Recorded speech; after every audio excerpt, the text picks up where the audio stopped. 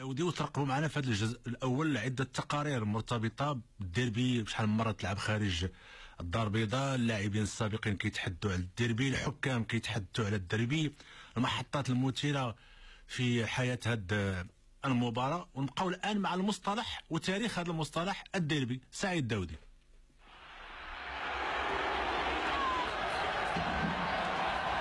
الديربي كلمة تستعمل على نطاق واسع في عالم المستديرة، كديربي ديلا مادونينا بين اسي ميلان والانتر، ديربي مدريد بين الريال والاتلتيكو، ديربي مانشستر بين اليونايتد والسيتي، ديربي بوينوس ايرس بين بوكا وريفر بليت، وديربي اوساكا اليابانية بين غامبا وسيريسو، والامثلة عديدة.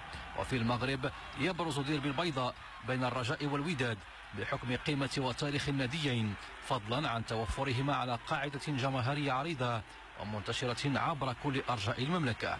وبما أن المناسبة شرط، توجهنا بالسؤال إلى عينة من الجمهور المتيمين بحب الكرة لاستفساره عن هوية الديربي وتاريخ ظهوره، فكانت الأجوبة على الشكل التالي.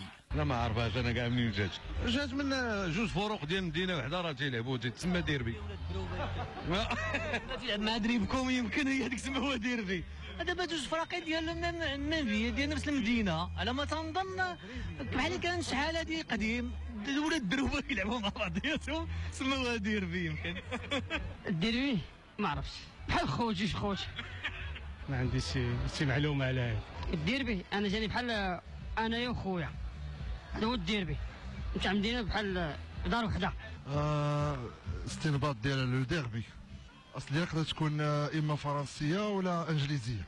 لونجلتير كاين كارتي سميتو ديربي، وكان في الستينات كانوا كيلعبوا لي تورنوا دي كارتي.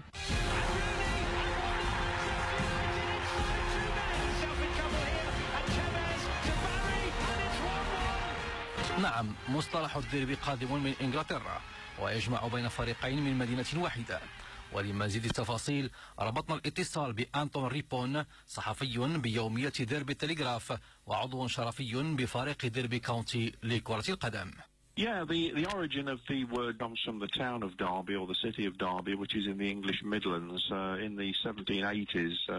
أصل كلمة الديربي يعود لمدينة ديربي الواقعة وسط إنجلترا. في ثمانينيات القرن الثامن عشر لعبت مباراة في قلب المدينة جمعت بين 50 شخصا وبكرة كبيرة الحجم.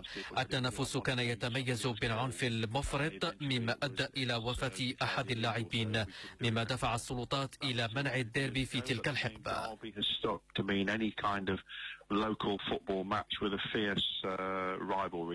منذ ذلك الوقت تم اعتماد كلمة الديربي على المباريات القوية التي تجمع فريقين من نفس المدينة كديربي مانشستر وليفربول وإيفرتون.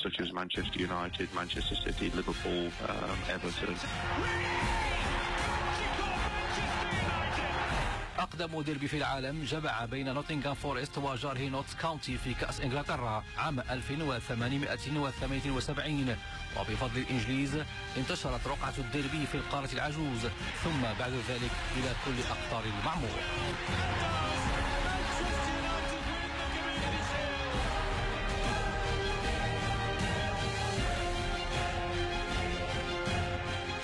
شكرا سعيد داودي اللي قربنا من مصطلح ديربي والتاريخ، وكيبان بأنه الديربي من أول مباراة كانت فيه أحداث وكانت فيه وفاة، معناه أنه كتكون ندية والتنافس كيكون كبير وقوي.